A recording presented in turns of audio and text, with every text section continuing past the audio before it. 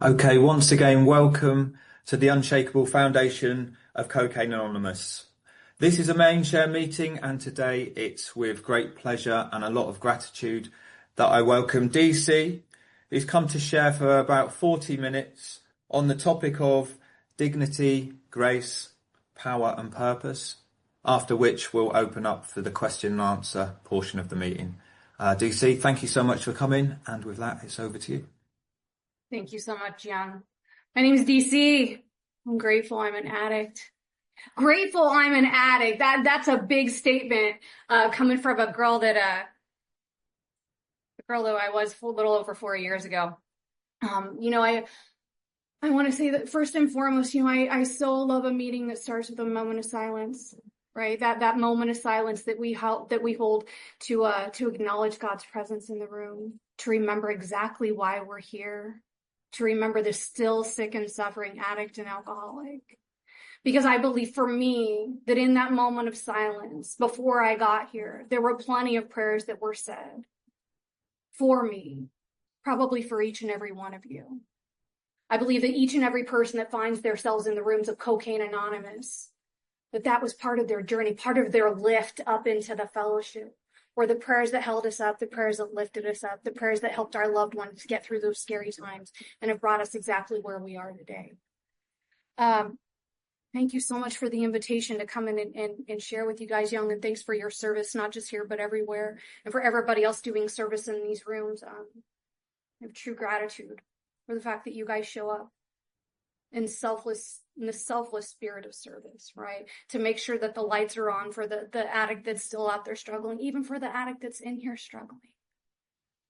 So I've been clean and sober since March 31st of 2021.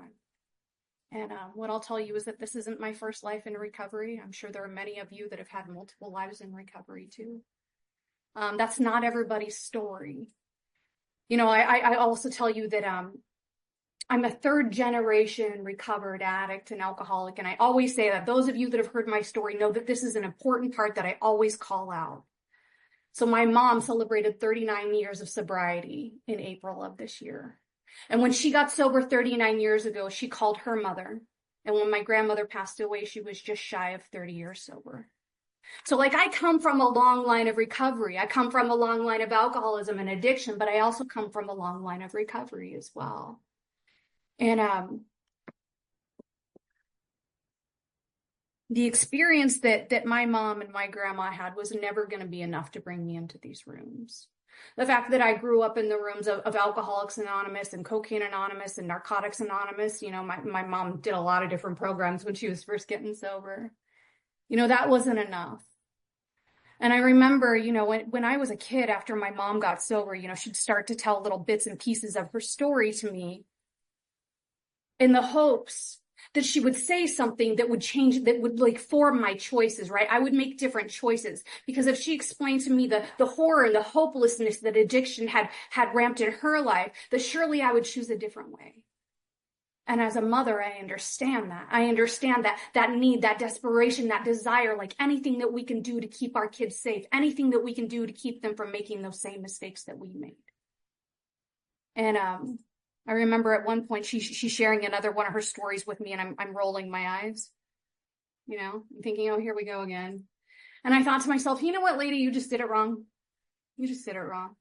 I'm going to drink and I'm going to use, but I'm not going to become an alcoholic. I'm not going to become an addict, and I'm certainly not going to end up in any kind of 12-step recovery program.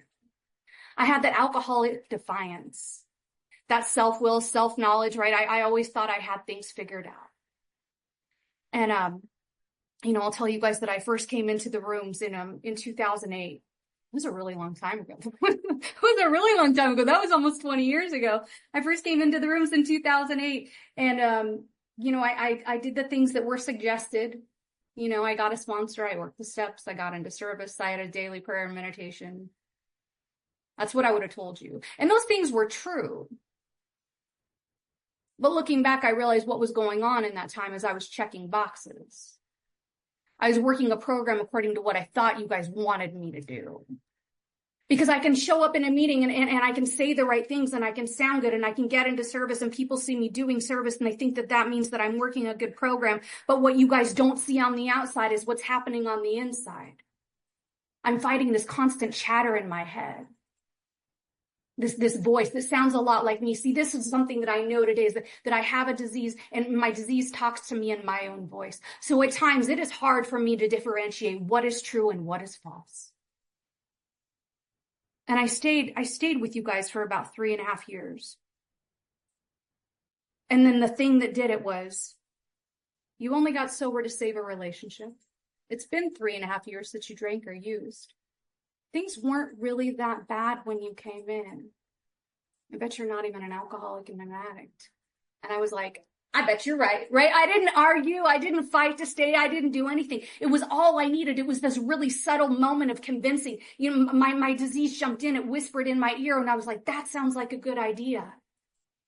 And I walked away. I walked away from that life of recovery. I walked away from Alcoholics Anonymous, from Cocaine Anonymous, from all 12 steps recovery. I got rid of all my big books. I'm one of those people. I don't throw my big books away. I donate them.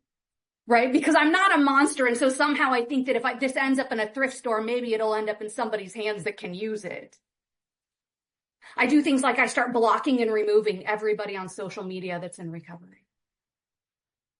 If I'm not an alcoholic, if I'm not an addict, why do I need to cut people that are in recovery out of my life? That's the first thing, right? What am I hiding from? What am I running from? And I'll tell you that I spent the next 9 years of my life trying to outrun, outsmart, outthink this disease of mine.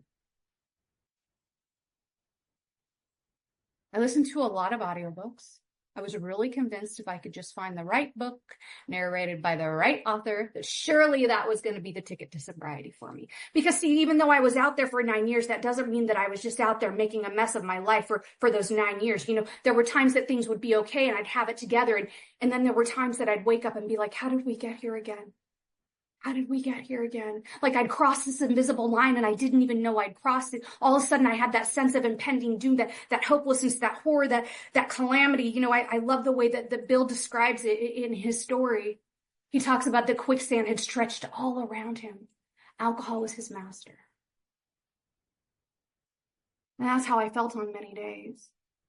And then I'd pull it together. Sometimes I'd come back into the rooms and clean up and dry out for, 30 days, 60 days. I'd take some dirty tokens. Again, showing up, telling you guys the things that you wanted to hear, trying to look good and sound good in the rooms of 12-step recovery with no true connection to anything that was recovery. I heard things like, act as if, fake it till you make it. Those are great. Those are great sayings. And sure, maybe those things will work and maybe they've worked for some of you. But they weren't working for me. And I'd also hear this one phrase and people would say, keep coming back. By the time I ended up back with you guys in 2021, anytime I heard somebody say, keep coming back, I was like, keep coming back. I was so mad at that statement. I was so mad at all the quips and the slogans and the cute little things that you guys had said. Because keep coming back, it somehow enabled me, that I could just keep going out. I could always come back. I was always going to have a place to come back to. And, during that time that I was out, there was inpatient programs, there were outpatient programs, there was suicidal ideation, there were suicidal attempts. And what I haven't told you yet is that all throughout this time, I'm dragging a little girl through my disease with me. My daughter, she's now 14 years old. And, as a little girl, I drug her through this disease. There's that part in the book, in the doctor's opinion, where Dr. Silkworth talks about, for anybody who thinks that we're a bit sentimental as physicians, you sit on the fire, you sit on the sidelines, look at the looks on the faces of the despairing wives, the blameless children. My disease doesn't care about my daughter. My disease does not care about my mother. My disease wants me alone. It wants me isolated. It wants me disconnected from the solution. As a matter of fact, one of the first things that starts to go, and I don't even realize it, is that I stop praying and meditating. I'm not even talking to a God of my understanding. I'm not even reaching for the solution. And by the time February of 2021 rolled around, I can tell you that life hadn't gotten any better. Hadn't gotten any better. That's not how this thing works. Our book tells us this disease is cunning, it's baffling, and it's powerful. It's also patient. It's also progressive. And those last two things had to be experiential for me. And they're so insidious. So it's early 2021, and I've made a series of addict choices. I'm sure you all can relate. The decisions that we think are really great in the moment. And the way that I usually make decisions when I'm out there is I will gladly trade the consequences of tomorrow for some relief today. We'll worry about tomorrow when we get there. I said things like, I'm here for a good time, not a long time. All these little things that I told myself. And by the time I came back into CA in 2021, I'll tell you this. I did not come to get clean and sober. I did not come because I wanted what you guys had. I did not come to read your book or work your steps or grow and develop and explore a relationship with a God of my understanding. I didn't come to hold your hand and say the serenity prayer at the end of the meeting. I didn't come to make friends. I just came to get the heat off for a little bit. See, all my choices had caught up with me. And it was my mom that was 35 years sober at the time, who showed up at my house one morning on a welfare check. And in a response to that, just to buy myself a little bit of time, I said, okay, I'll go back. I'll go back to recovery. When I came in here kicking and screaming, I always say that I came in with 2 middle fingers up. 2 middle fingers up. I'm not here because I don't want what you guys have. I don't want a solution. And we agnostics, I love that it talks about, it talks about to be faced, to be doomed in alcoholic death, or to live on a spiritual basis are not easy alternatives to face, right? Like, as an addict, we're like, do we want to accept a spiritual solution, or do we want to drive this thing to the bitter end and die? And we're like, can I sleep on it? I need to make a pros and cons. Let me get back to you on this, right? We're the only people that have to think whether dying of this disease is the easier alternative than to accepting spiritual help.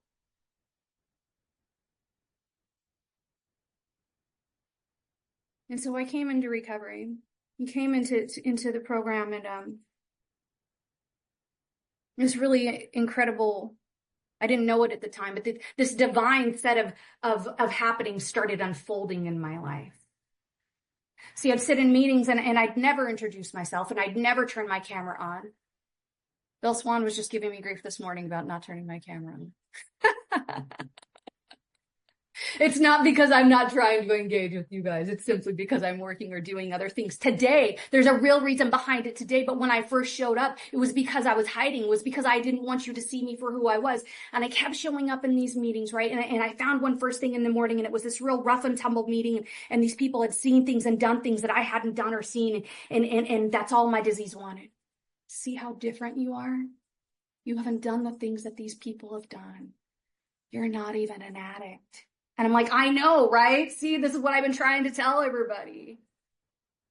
I'm in here, you guys, and this is the only thing that I'm trying to do is I'm just waiting for the dust to settle. And once everybody calms down, I'm going to sneak out the back door, sight unseen, and I'm going to go try and continue to control and enjoy my drinking and using. I mean, I just told you guys, suicidal ideations and attempts, all these different rehabs. By the time I show up here, my ex-husband's taken my daughter away from me. I'm losing everything and anything. And I'm like, I'm going to figure it out. I'm going to figure it out. And I kept showing up to that meeting, and the people in that meeting were carrying the message of Cocaine Anonymous. They were carrying a message of recovery. They talked about the program of recovery with convictions. They told me things like meetings alone are not enough to keep you sober. Prayer and meditation, while it is a critical part of my recovery, that is not enough to keep you sober. Just working the steps is not enough to keep. See, I don't know what part of this program works. Is it the sponsorship? Is it the steps? Is it the fellowship? Is it the unity? Is it the service? Is it the recovery? Is it God? I don't know what part of this program it is that makes it work. I'm grateful I can tell you guys that I'm not willing to find out which part of it I can pull back on, which part of it I can eliminate, which part of it I can do a little less of and still stay clean and sober. The other thing that was happening in this meeting is these people were talking about God, a God of your understanding, a God of my understanding. And see, when I came in, I had a relationship with a God of my understanding. I had a relationship with a higher power. Part of my mom's quest to get sober, like I told you all the things that I had done, my audiobooks, my mom was always going to another new church. She was always listening to a new motivational speaker, right? She was exploring all these different religious and spiritual paths. And the beautiful thing about that I didn't realize at the time is it enabled me to create this custom version of God that I continue to do business with today. See, over time, I get exposed to different religions and spiritual paths. And I'd be like, I kind of like the concept that Judaism practices around here. And that Buddhist prayer forgiveness, that's really cool. I really love the Beatitudes from the Bible, right? And I was able to create this custom tailor-made version of a God of my understanding. And that's the one that I came in with. I knew that recovery was possible for you because I saw it working for you. I knew that God was working in your life because I saw God working in your life. But I really believed to my core that I was the one person, despite the millions of addicts and alcoholics who would come before me, that was unworthy and undeserving of God's grace and mercy.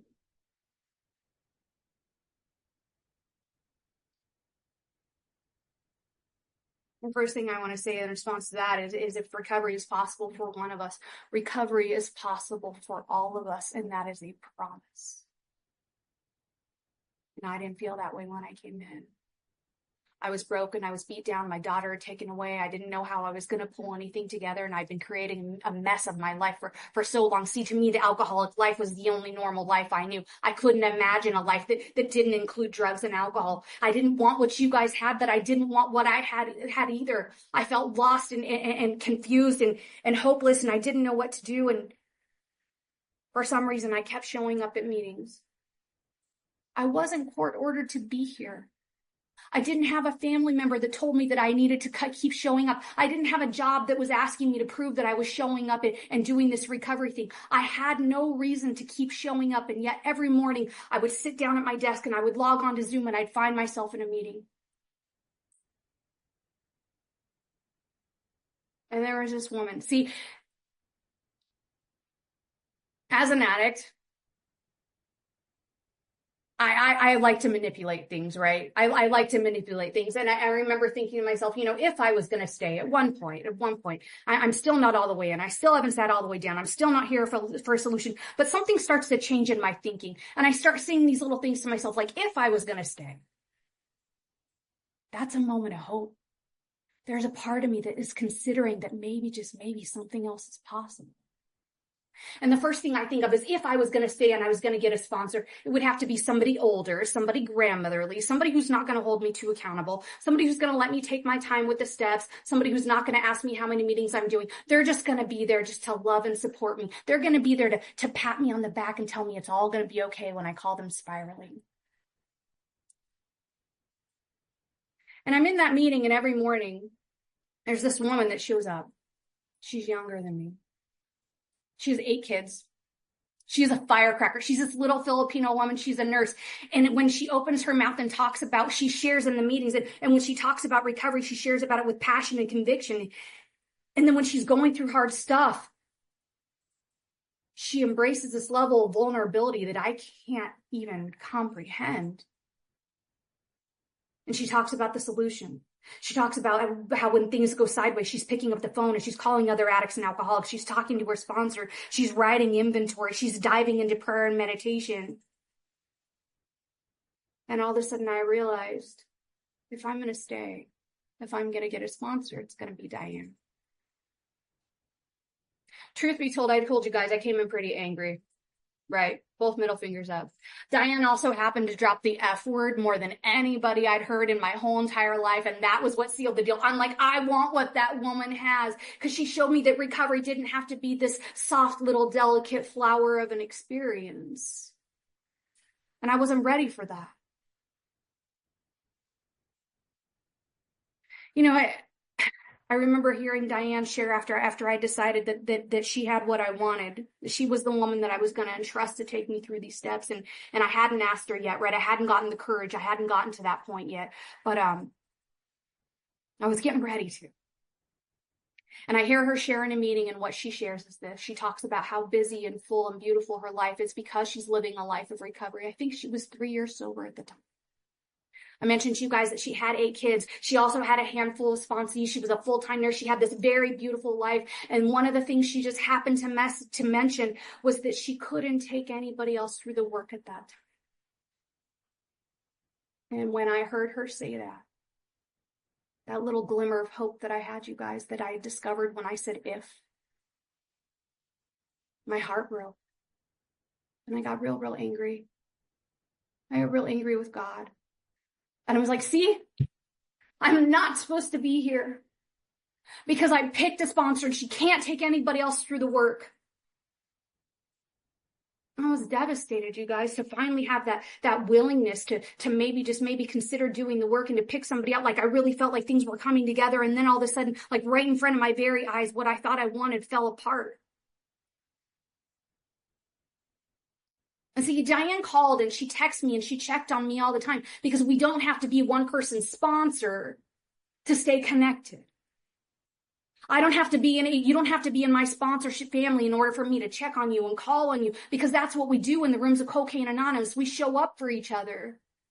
The level of unconditional love that I have experienced in this program is like nothing I've experienced anywhere else.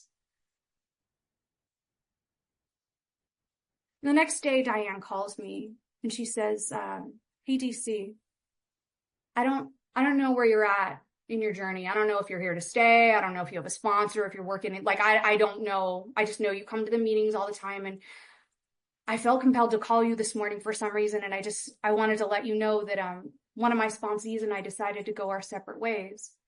She's going to go work with another woman. And I have room for one more. I was wondering if you'd like to start reading the big book with me. I can't tell that story over 4 years later without getting emotional about it. See, so often I'm making these demands on God. This is what I want, when I want it, how I want it, right? It's got to be a yellow box wrapped in a red bow on my doorstep at 9 a.m. And if it's not there, then what are we doing here? And God's often like, shh, I'm working on something. Right? It's like he's in the study working, like writing the next chapter, and I'm like knocking on the door, like, is it done yet? Is it done yet? I get so impatient with my little demands and my expectations.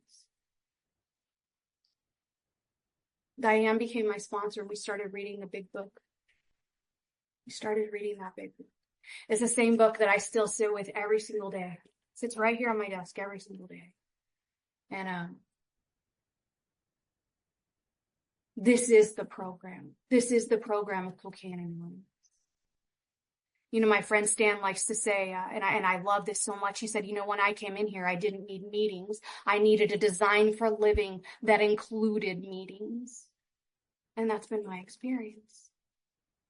So Diane and I, we get busy reading this big book, and I'll tell you, you know, before we even started reading, I have all this contempt, all these opinions, especially when we get to Bill's story.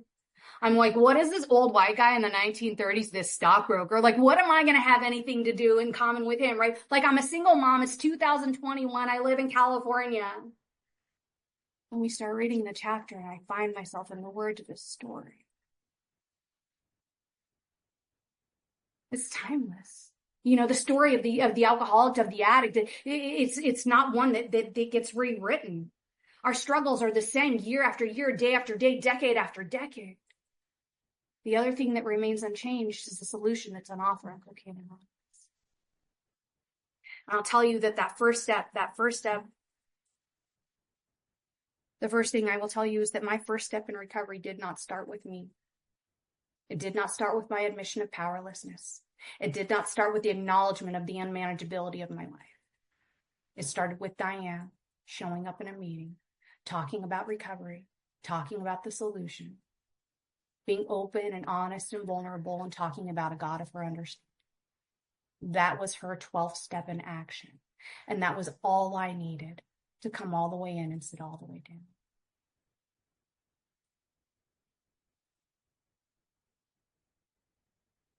You know, and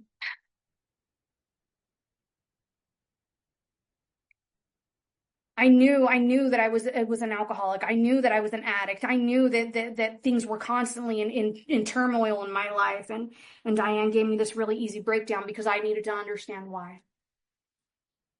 She said, we have a physical allergy, which means once we start, we cannot stop. And the problem is that we can't stop starting. There's a voice in my head that tells me it's gonna be different this time. It's only gonna be happy hour. It's just gonna be a couple. It's gonna end. We're gonna shut it down on Sunday night because we've got work the next morning. You're not gonna drink and drive with your daughter in the car again. You remember how bad you felt last time, and I believe a lie every single time. And then there's this state of being that is constantly feeding it, right? And we call it the spiritual malady. And I'm restless, I'm irritable, I'm discontent, I'm anxious, I'm afraid, I feel apart from. I feel disconnected. And the only thing I know that can make me feel at ease is by taking a drink or a drug. But here in the program of Cocaine Anonymous, there is a solution. There is a solution. And Diane and I, we move on to step 2, and I remember getting to We Agnostics and thinking, why do we have to read this? I'm not agnostic. I've already told you guys that I came into the program with a God of my understanding. This is for people that don't believe. This is for people that have a problem with the God thing. That's not me. Can't we just move on to more about alcoholism? And I heard this woman say, I don't even think I was 60 days sober, and I was listening to a speaker on step 2, and what she said is something that I've carried with me since that day. She says the power in step 2 doesn't come from the belief. It comes from the surrender. There are 69 people in this meeting right now, and if I asked each and every one of you to explain what God was to you, each and every one of you would have a different answer. And each and every one of you would be right. Because in Cocaine Anonymous, we don't demand that you believe in a certain God, that you pray a certain way, that it looks like we don't make demands on your relationship with a God of your understanding. It's a God that is personal to you. Your relationship with a God of your understanding is personal to you. But when I heard her say it doesn't come from the belief, it comes from the surrender, I knew that that was my step 2 experience. All those times, all those years, I've been trying to outrun, outsmart, outthink. Even after I'd come into recovery, I still was convinced I was going to figure it out. And we start reading We Agnostics. And I felt so seen by this simple paragraph. It says, if a mere code of morals or a better philosophy of life were sufficient to overcome alcoholism, many of us would have recovered a long time ago. But we found that such codes and philosophies didn't save us no matter how much we tried. We could wish to be moral. We could wish to be philosophically comforted. In fact, we could wield these things with all our might, but the needed power wasn't there. Our human resources, as marshaled by the will, were not sufficient. They failed utterly. You guys, I truly believed, even when I was out there running and gunning, even when I was out there drinking and using, I believed myself to be a good person. I show up for people. I'm kind to strangers. I love the elderly. I hold doors open. I love my daughter fiercely. I'm a good person. I can't outrun, I can't outsmart, I can't outnice, I can't outthink. I cannot manipulate a solution on my own. And it goes on to tell us this, lack of power. That was our dilemma. We had to find a power by which we could live, and it had to be a power greater than ourselves. Obviously, right? I love that part. They're like, obviously. But where and how are we to find that power?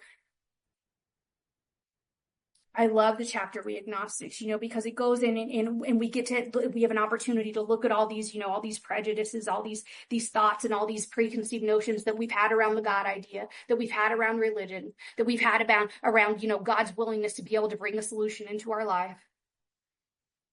You know what's funny is I thought I was pretty open-minded. I didn't think I had any judgments. I didn't think I had any issues with religion. And when I went through my steps the second time, my sponsor said to me, I want you to go through the book and I want you to list all the spiritual terms that you find in the first, I don't remember exactly how many pages it was. Whether or not it was Czar of the universe, God, whatever it was. And so I wrote down all these spiritual terms and she goes, now I want you to go through and I want you to make a note of all the ones that kind of give you the ick. Ones that kind of make you feel uncomfortable.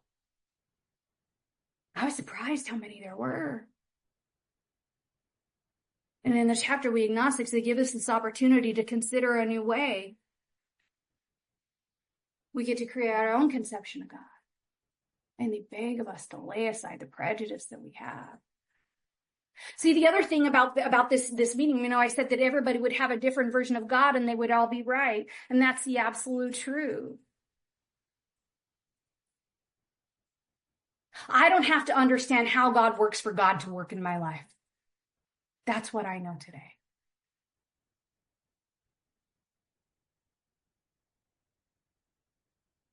When we go on to read at the end of We Agnostics,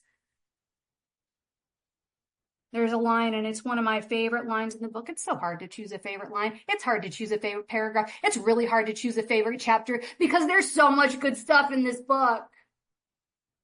But this is the one line that I always come back to. It's at the very end, and it says, he stood in the presence of infinite power and love. Infinite power and love. It's exactly what we have here in the rooms of Alcoholics Anonymous, Cocaine Anonymous. Diane and I, we keep going through that process of the steps. We get to step 3, and in step 3, I make a decision. And I say a prayer. That's it. And I keep going on with my life. I've made a decision to turn my will and my life over to the care of God as I understand him. I get to step 4. And you guys, this is where we lose so many people. The concept of doing a 4-step, the concept of writing, not only acknowledging, but writing down all the things we've done, right? Writing down you want to have a paper trail of these things now? All that stuff's already living in your head and in your heart. We're just moving it from here onto the paper so we can see what our life looks like run on self-will without a God of our understanding. What life looks like when I'm trying to run the show. I get to see exactly who I am not. What does that mean? Who I'm not? See, when I would have told you when I first came in that I was generous and I was kind and I was giving of my time. I'm the oldest of 3 kids in my family. I'm the person that organizes Mother's Day, Father's Day, birthdays, Christmas get-togethers, all that stuff. I always show up. I always answer the phone. I always set things up. But what I can't see until I get through steps 4 and 5 is that generosity, that kindness has conditions. I will show up for you as long as, right? There's all these exceptions. There's all these conditions. I expect you to not call me out when I'm full, when I'm going sideways. I expect you to answer my call. I expect you to loan me money when I need it. I expect you to be kind and generous. I have all these expectations. I will show up for you as long as you do X, Y, and Z. And guess what I find out? That what I have so foolishly mistaken and been telling everybody for a really long time is kindness and generosity. It is actually martyrdom. I don't know that. I've got those moral and philosophical convictions galore. I think I'm a good person, but by going through the steps, I get to see who I am not. And then I get to see who I get to become. The steps in 6 and 7. In step 6, I become entirely ready to have God remove these defects of character, not me. If I can't outrun, outsmart, outthink my disease, I certainly can't outrun, outsmart, outthink my character defects. We had to have God's help. And we get to step 7. My Creator, I am now willing that you should have all of me, good and bad. Because here's the thing, I don't know what's good and I don't know what's bad. I'll take the good stuff and I'll minimize it and I'll tell you things like everybody does that. It's no big deal. And I'll take the bad stuff and I'll justify it and downplay it and say things like you would have responded to if that person did that to you, right? I don't have this fair and clear objective behavior assessment on my own. I was in meditation this morning, and what the meditation instructor said, she said, if I want to see things clearly, I close my eyes. And I love that, because that reminds me, when I sit down and I find that stillness, that silence, and I invite God to be a part of the solution, that's when I can see things clear. That's when I know what I'm doing here. And we could keep going through this process and really quickly, I will tell you that my experience with 6 and 7 in early recovery wasn't profound. It's definitely an experiential. 7 is an experiential step, right? And I remember I was probably a year and a half sober, and I was spinning out about something, and all of a sudden I realized, I think I was actually listening to our friend Bill Swan here speak one day. And he was talking about how in 6 and 7, we go to God and we lay it all at his feet. You take it all, good and bad. And then I find myself in this place of pain. I find myself struggling. I find myself suffering. I find myself making a mess of a life. I'm sitting in meetings. I'm judging other people. I'm irritable with my kid. I'm not showing up. I'm angry at the grocery store. I'm not a good driver. All these things, this spiritual malady is manifesting in me, and it's pouring out of me. And all of a sudden I realized that when I went to God and I laid it all at his feet, I hung on to something, because they were mine and they were comfortable. But here's the beautiful thing about 7. I can go back to God and say, hey, sorry. Kind of held this thing to myself. It was kind of pretty and shiny, and it's really served me well over these years, and I was really scared to let it go. But I want you to have it. And he goes, that's okay. Just put it right there. I got it. Right? No big deal, right? He's not busted my chops. He's not calling me out. He's not upset that I kept something to myself. He's like, all right, cool, thanks. I got it from here. And after that, I have this experience of peace and ease, and I feel connected. We get to go out and make amends in this program. We get to go out and sit down face to face with the people that we have harmed. We get to make restitution, financial restitution too, with an honest and sincere desire to set things right. See, step 9 is not an apology tour. I'll never forget the first woman that I took through the steps, and we're at the very beginning, and she says, I can't wait to get to the apology tour step. And I'm like, oh, baby. Good thing there's 8 steps before we get there, right? There's some learning to do. There's some things to be revealed. That woman that I was just talking about, she's still in my life today. She was the very first person that I started working with, and I still work with her today. She's still sober. And here's the beautiful thing that I didn't mention at the beginning of this thing. I have a sponsor of this program. She has a sponsor. We can walk it back, right? We can walk all of our sponsorship lineage all the way back to Bill and Bob. If you really, really want to get that detailed, somehow it's going to end up there.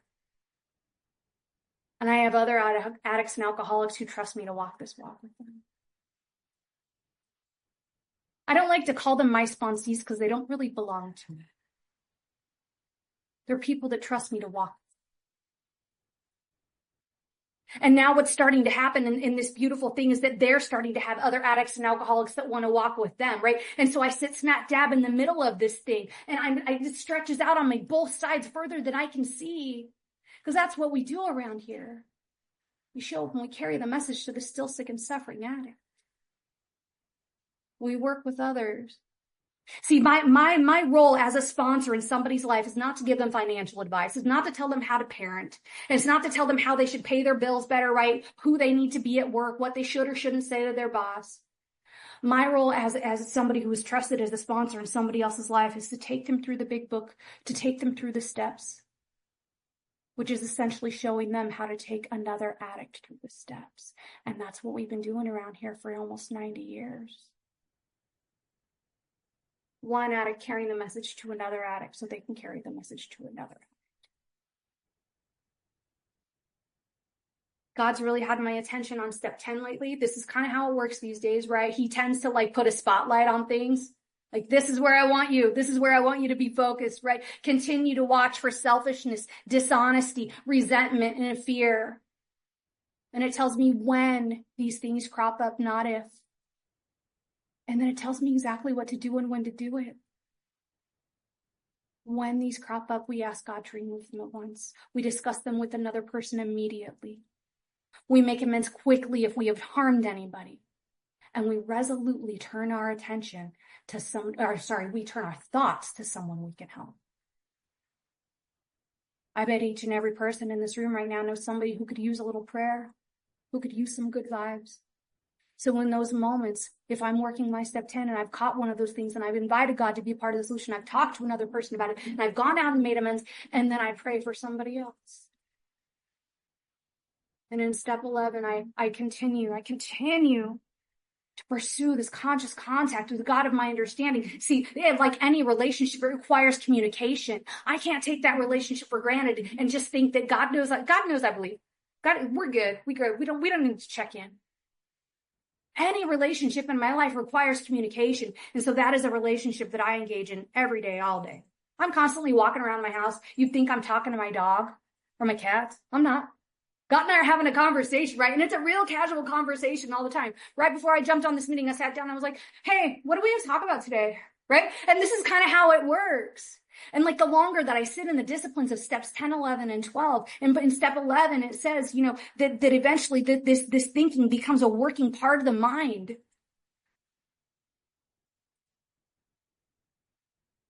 In step 12, I get to carry the message to the still sick and suffering addict. I think I already touched on that, but just as important is practicing these principles in all my affairs. That part. How am I living once I log off this meeting? How am I showing up for my daughter at work, in the grocery store, with strangers? When I've got somebody who keeps relapsing and calling me, am I able to exercise patience and tolerance and understanding just like was given to me?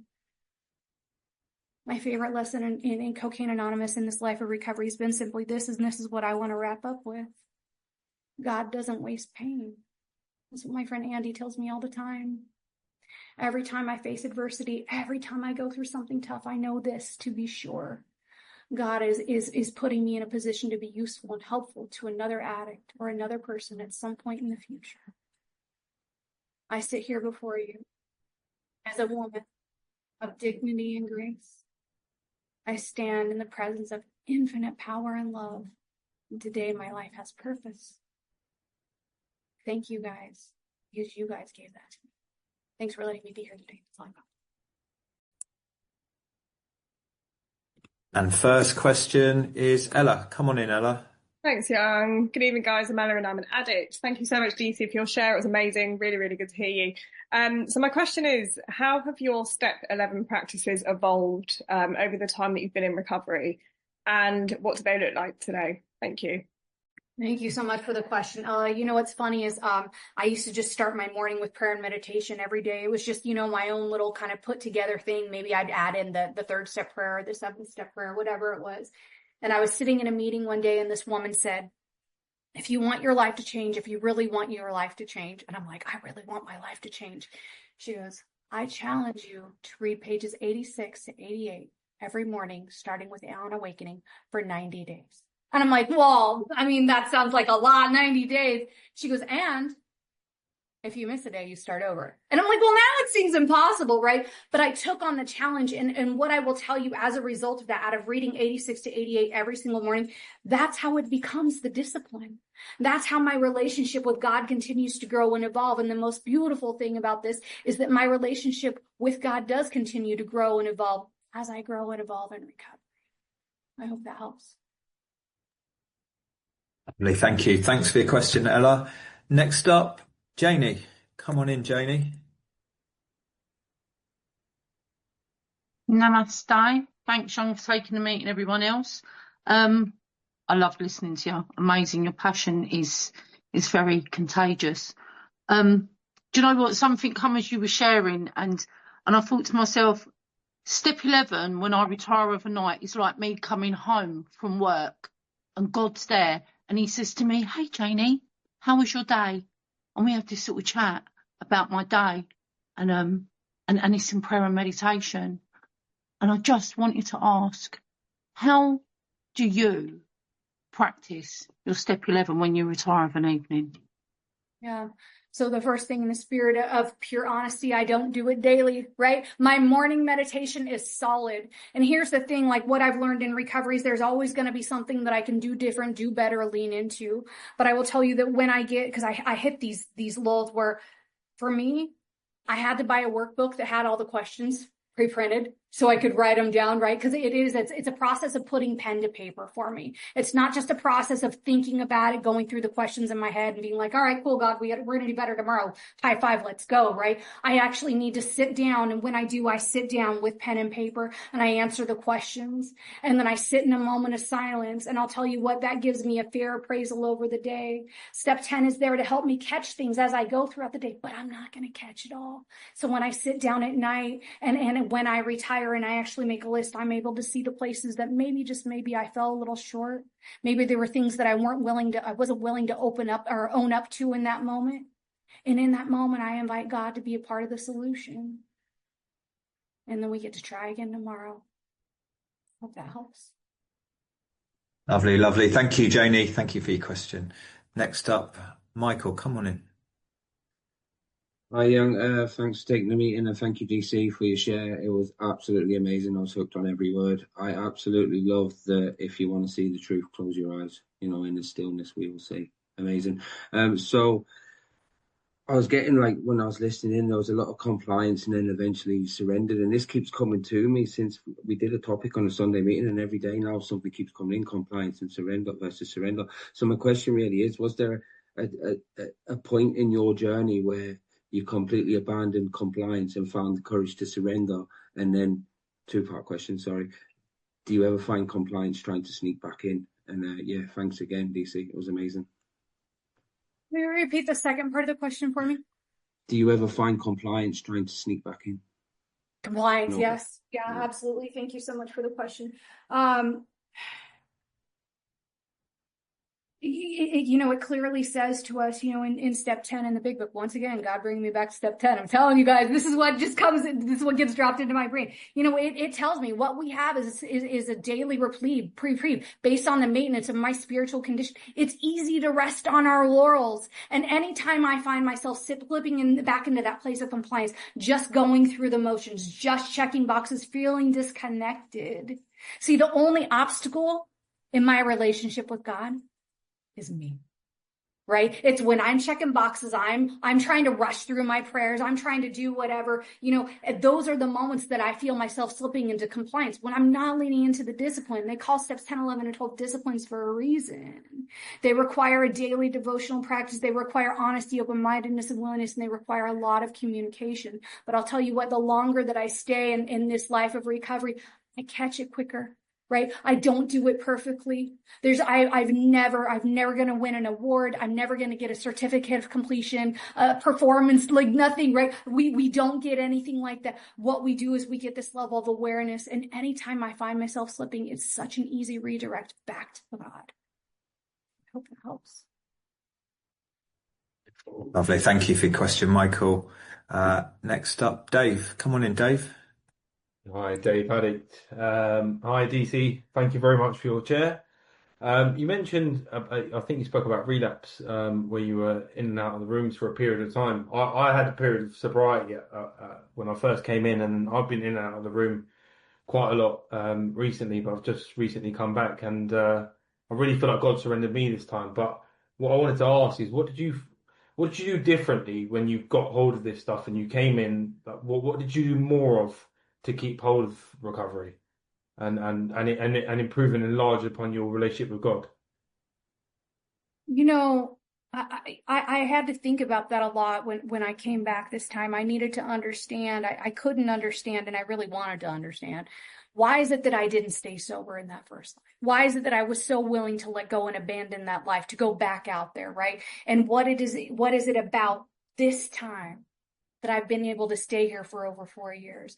And I had this revelation one day, and what I realized was this: I had never fully conceded to myself that I was a real addict. I had never fully conceded myself there wasn't going to be a day, a way, somehow that I was going to be able to drink and use. Right? I always held on, like it says, you can't have any reservations or hesitations, no illusions that someday, some way you're going to be like other addicts and alcoholics. Here's the thing, I'll tell you what, Dave. This resonated with me so much, probably a month ago, I was at a conference and I heard the speaker say, if you offered me just one today, and that used to be like, I just want one, right? And he goes, if you offered me just one today, Like, what am I supposed to do with just one? Right? Like, one is never going to be enough. He goes, we're sitting in this room of hundreds of people. He goes, I would rather each and every one of you call me a dirty name, tell me that I sucked, and get up and walk out of the room and leave me standing up here humiliated and alone than to offer me just one of anything, right? And that's been my experience. I don't have any illusion. And like I said, in that step 2 moment, it's not about the belief. It's about the surrender. When I finally admitted that of myself, I am nothing. And I had to have God's help. There was that true admission of powerlessness and a true invitation to invite God to be a part of the solution. Right, thank you. Thanks for your question, Dave. We've got time for one more. Would anyone else like to ask DC a question? Whilst we're waiting, I'm going to quickly ask one, DC. What has been your most noticeable defect of character this week? Ooh, this week.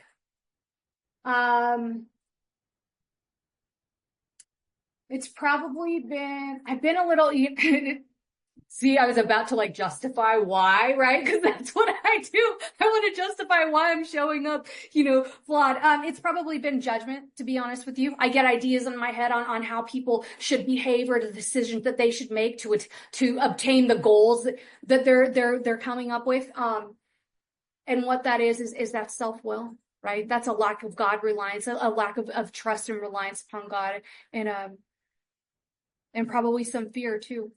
Probably some fear too. I got a 14-year-old daughter. Every day of my life's got a little bit of fear in it. Lovely. Thank you. Thank you so much.